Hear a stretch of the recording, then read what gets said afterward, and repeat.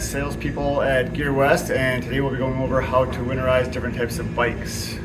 We'll be going over how to winterize bikes just because some of the issues that we're seeing if you don't winterize your bikes come spring when it can get really busy and you want to get your bike out. So how to get your bike ready so it's ready to go when the weather gets nice in the spring. If you're not planning on riding your bike over the winter and it has tubes in it, I would recommend coming in now, getting a tune-up, then you put it away to be ready to go in the spring by just adding air to the tires.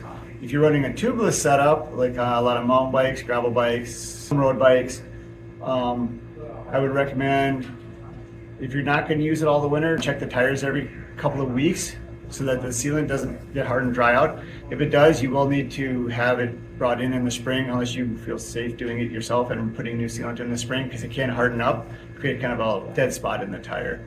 So if you do run tubeless, I would suggest making sure that you check it every couple of weeks.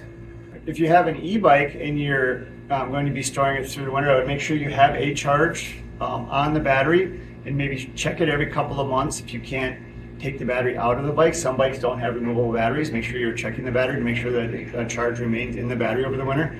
It will be slow to charge when they get really cold if they're spending time in a cold garage.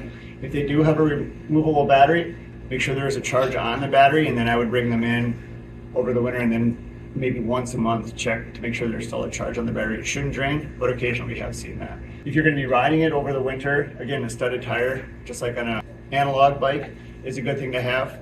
Would want to make sure some bikes have fenders on. A lot of e-bikes have fenders, so you have to make sure you're getting the correct size of a tire that will fit on your e-bike. If you are planning to ride your bike over the winter, if you're going to put it on a trainer, then I would look at bringing it in now, getting the bike all cleaned up before you put it on the trainer. You track all the dirt and grime that you've put on your bike all summer into the house. Get it ready to put on the trainer. If you have a wheel-off trainer, getting the drivetrain clean will be helpful for keeping the chain loop from getting all over your house. If it is a wheel on, I would recommend getting a trainer tire. It's a little easier on the, definitely easier on the trainers. It won't scuff up your trainer. Won't wear out your nice tires that you want to use when you're riding outside.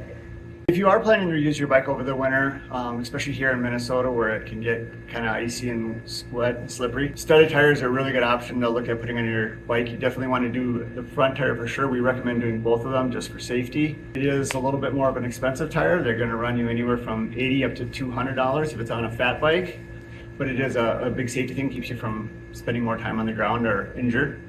If you are running studded tires, tubeless is a very nice thing to do for that time of year, if it is a possibility for your bike. Again, I would say get a tune-up right now so that it's ready to go. Get the chain cleaned and lubed properly for when the snow flies, snow and salt.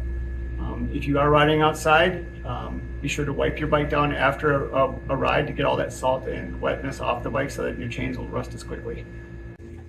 If you are riding an e-bike in the winter, make sure to anticipate that you will not get the same distance on a charge that you would in the summer. The cold weather will reduce the amount of ride time you will get out of a battery. Depending on the temperature, it can be 20-30% less on really cold days if you're riding in those sub-zero days. We see a lot of people that commute to work notice that their battery life is greatly reduced, so make sure if you have a longer commute that you are able to charge the bike when you get to work so you have a safe ride home.